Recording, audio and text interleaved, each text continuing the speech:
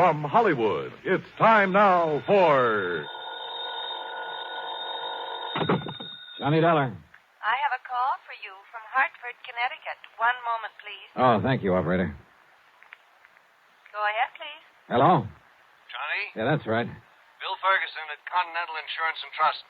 I'm glad I caught you before you left Los Angeles. Oh, I was just about to check out of my hotel here in Beverly Hills and grab the morning flight back east. Well, don't. Yeah? What's up? Do you remember Alvin Peabody Cartwright? Cartwright? That wild old character who lives up in Lakewood a few miles north of Hartford? That's the one. Batty as they come, it worth a lot of money. Hey, you can say that again. Oh? That robbery I cleared up for him last winter? Bill, he insisted on giving me a small bonus for it. 3,000 smackers. Wow. Yeah. So if Mr. Alvin Peabody Cartwright is calling for my services, I am ready, willing, and able. Well, he is, Johnny. He says it's tremendously important that you contact him at once. All right. Then I'll finish my packing and grab the plane. No. What? He's out there on the coast. Has a little, or at least he calls it little. He has a place right there in Beverly Hills at 10321 North Roxbury Drive. 10321 North Roxbury. Did he tell you what it's all about? Only that it's very important that he see you right away.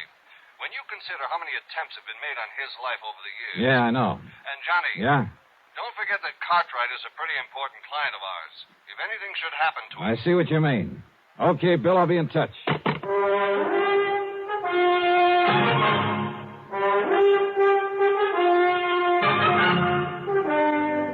Bob Bailey in the exciting adventures of the man with the action-packed expense account. America's fabulous freelance insurance investigator. Yours truly, Johnny Dollar.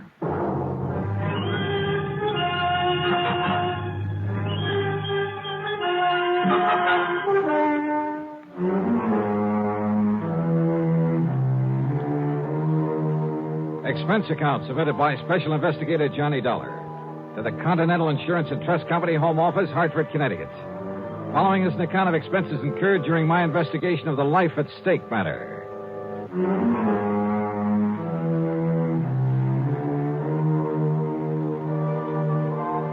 I notified the Beverly Hilton that I'd be staying over for a while and grabbed a Beverly Hills telephone directory.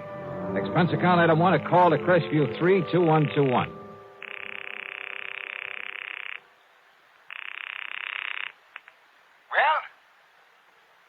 Mr. Cartwright? Cartwright? Yes, sir. Cartwright, huh? Well, that's very interesting.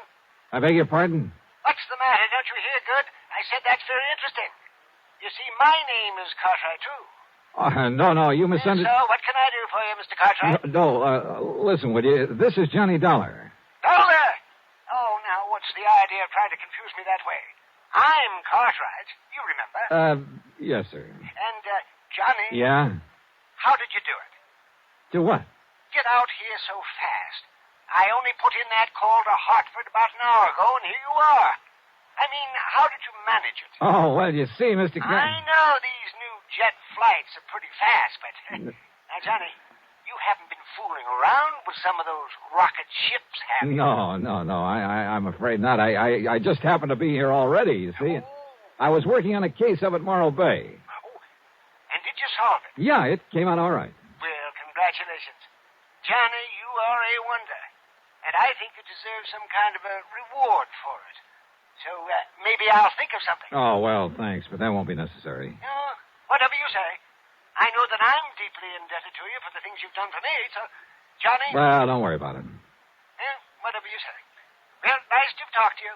Goodbye. Yeah. Now, wait a minute. What? Wait a minute. Well, can't you see I'm busy? But you sent for me.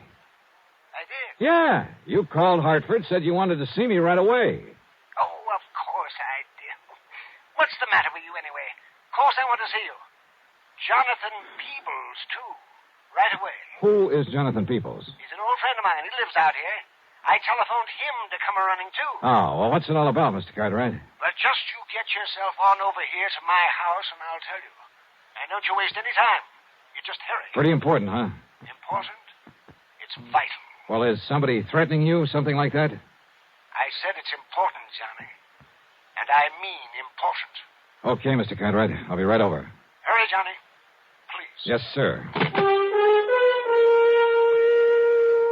Yeah, old man Cartwright was as wacky as a bedbug.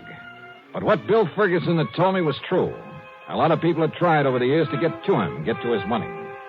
So I phoned the desk for an Avis rent-a-car and started down from my room. I say started.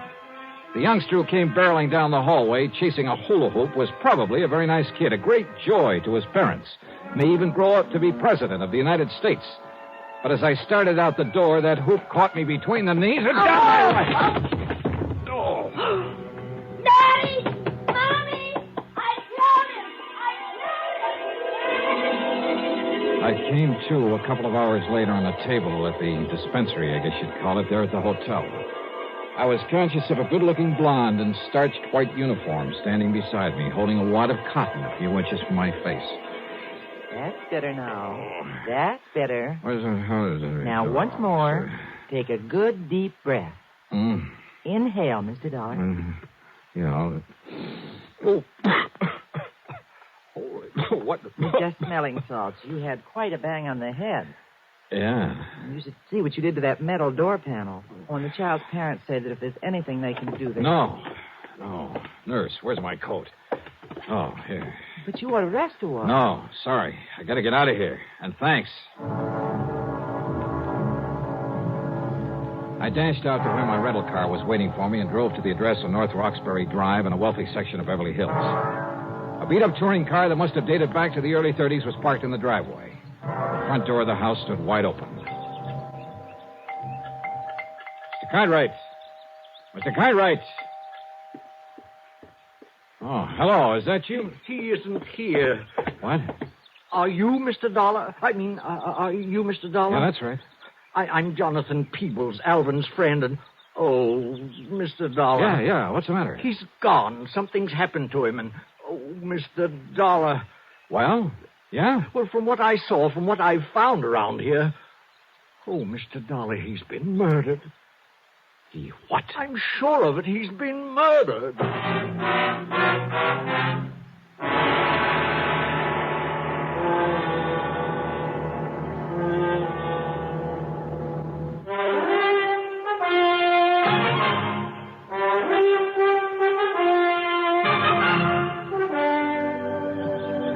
Mr. Cartwright has been murdered? Oh, Mr. Dollar, what can we do? Well, what happened? How long have you been here? He telephoned me, told me to come over here, that it was very urgent. Yeah, he told me the same thing. But he often does that. You know how he is. Always has to see me right away, immediately. And often it's just for some little thing like sharing some ice cream with him or seeing a new flower that's just come into bloom. Yeah, I know. Most anything. So now... that's why I didn't hurry coming over here.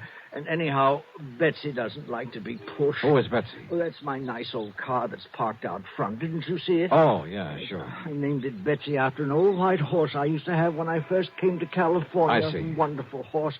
And would you believe how old she was when she finally died? No, and I don't care. Now, about Mr. Cartwright. Oh, yeah. Oh, dear Mr. Dollar. Well, when I finally got here a few minutes ago, I was surprised to find the front door standing wide open. But then I wasn't surprised either, if you know what I mean. I certainly do not know what you mean. Well, I mean that he often left it open that way, and I told him 1,000 times he shouldn't do it, that it was careless of him, and that one of these days some ruffian, knowing about all the money he had... Well, I told him, Mr. Dollar. Yes, I'm sure you did, but that doesn't do us any good right now. No. Look, before we go any further, Mr. Peebles, just who are you? One of the many of Alvin Cartwright's eccentric old wealthy friends? No, I beg your pardon. I didn't quite mean that the way it sounded. Well, I should hope not. Believe me, I may be eccentric, but I am not wealthy. If it wasn't for beneficial finance, I couldn't even keep up the payments on Betsy. You mean to say you're still making... Oh, now, wait a minute. Mr. Cartwright. Oh, yes, of course. So, well, anyway, I came into the house and I called to him. I looked around for him, but there was no one here. No servants? No. And anyway, he keeps changing them so often that, well, I just can't keep up with him.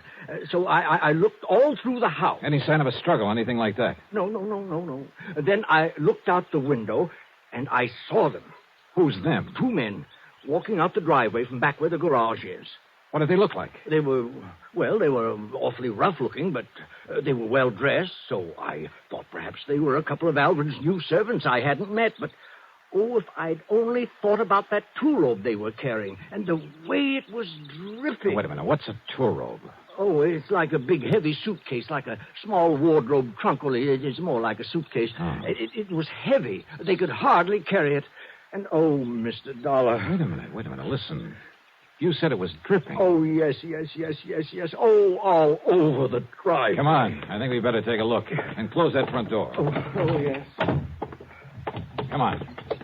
These men were coming from the garage. That's right, yes. But Alvin doesn't have a car, so what could they be doing there? Is that where he kept his old luggage? Yes, and the frozen food locker and some garden tools. Oh, there. Now, look. Yes. Oh. Good Lord. Oh, yes, it's blood, isn't it? Yeah. Oh, they've killed him, dismembered him. Then, oh, Mr. Dollar.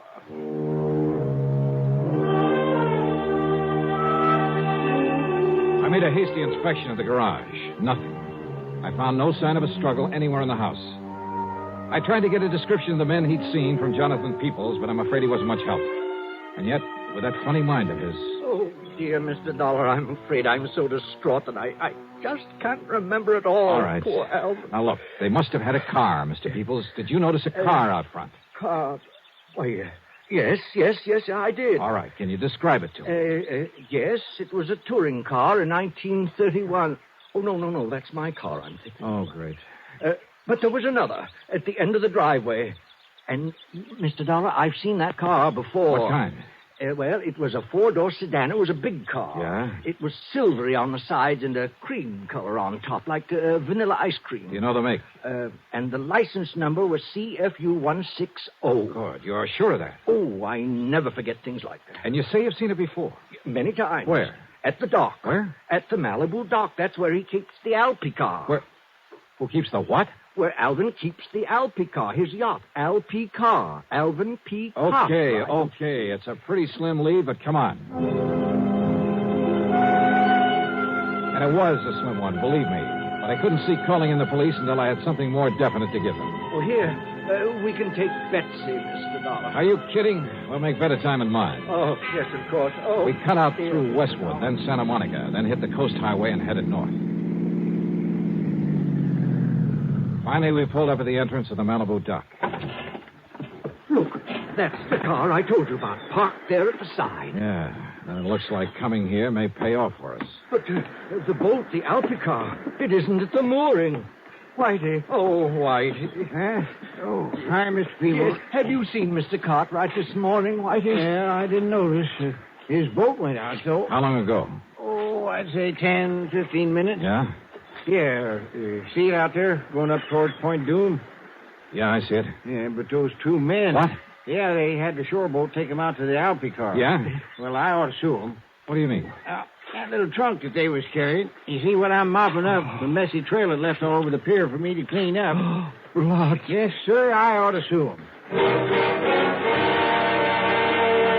Oh, Mr. Dollar, that means they're taking poor Alvin Cartwright's dismembered body out to sea to dispose of it, and on his own yacht. Well, we've got to find something fast enough to catch up with it out there. Well, there's that Thompson cruiser of Larry Comstock's tied up there. Yeah, who's Comstock? Oh, has a boat and motor shop in Los Well, if Angeles. it's fast enough. Well, he has a couple of big Johnsons on it. Fastest one that's out here now. Then call him on the phone. Tell him we borrowed it. Well, now... Tell him why. It's an emergency, and that we'll pay him plenty for the use of it. Well, now, I don't know if you really ought Well, to. I do. And listen, call the Coast Guard in Santa Monica. Have them send out a patrol boat. Come on, Peoples. But, Mr. Dollar, those men on the yacht are desperados. They're killers. Okay, then stay here in the dock. I'll go it alone. No. Alvin was my friend. I shall help to avenge his untimely death.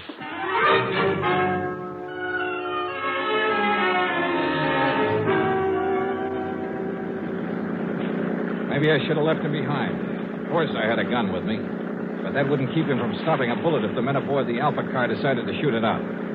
I opened the throttle wide on the twin outboards, and within 15 minutes, we overtook the big 75-foot yacht. Much to my surprise, it was simply cruising along. Of course. So as not to arouse suspicion. That's why, Mr. Dollar. Yeah, possibly. And yet it must be pretty clear to them that we're chasing them. Look, the man at the wheel. That's one of the ruffians I saw carrying the trunk with Alvin's bleeding body in it. Ruffian, huh? I'm not so sure about that. And there's the other, coiling up those ropes up on the foredeck.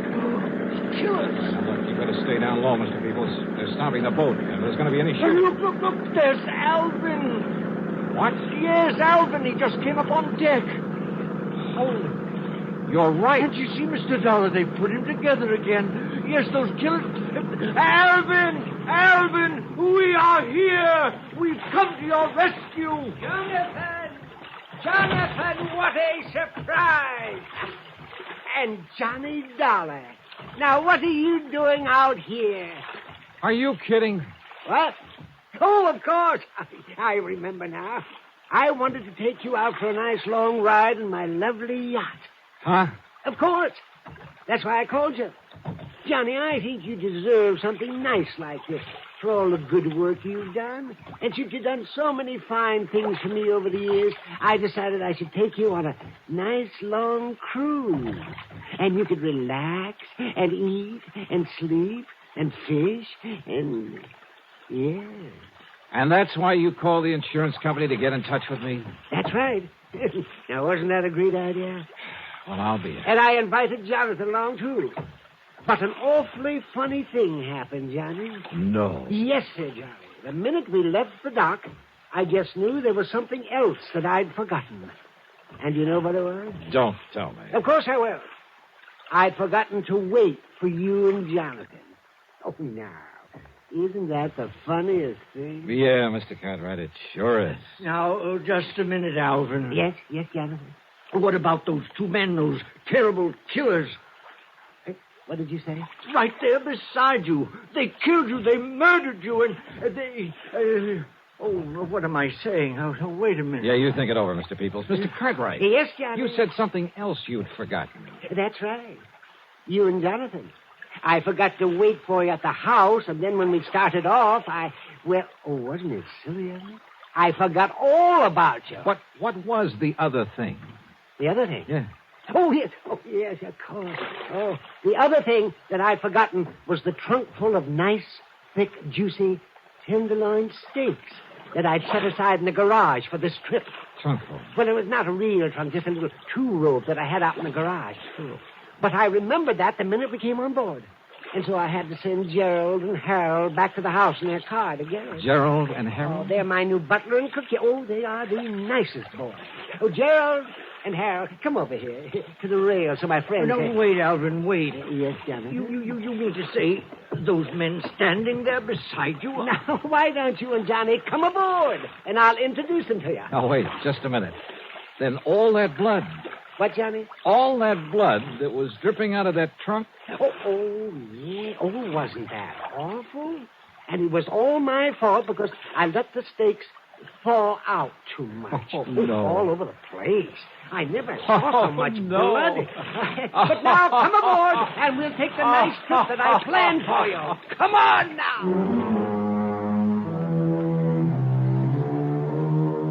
Hey, you know something? It's crazy. It's wild. But it does my heart good to get tangled up in something like this sometimes. Helps keep away the ulcers. As for the expense account, forget it. Alvin Peabody Cartwright shoved a check into my hands before I left that would cover the expense account 12 times over. As for Larry Comstock, the man whose boat I'd appropriated, well, when he heard the story of what had happened, he wouldn't accept a penny for it. So, that's that. Yours truly, Johnny Dollar.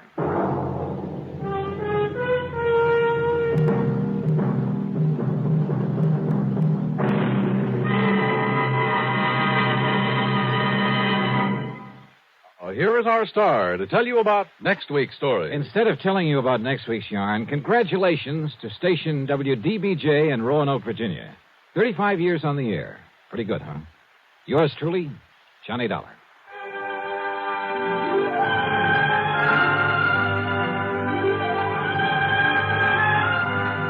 Yours truly, Johnny Dollar, starring Bob Bailey, originates in Hollywood and is written, produced, and directed by Jack Johnstone. Heard in our cast were Virginia Gregg, Gene Tatum, Howard McNear, Forrest Lewis, Joseph Kearns, and Paul Dubov. Be sure to join us next week, same time and station, for another exciting story of yours truly, Johnny Dollar. This is Dan Cumberly speaking.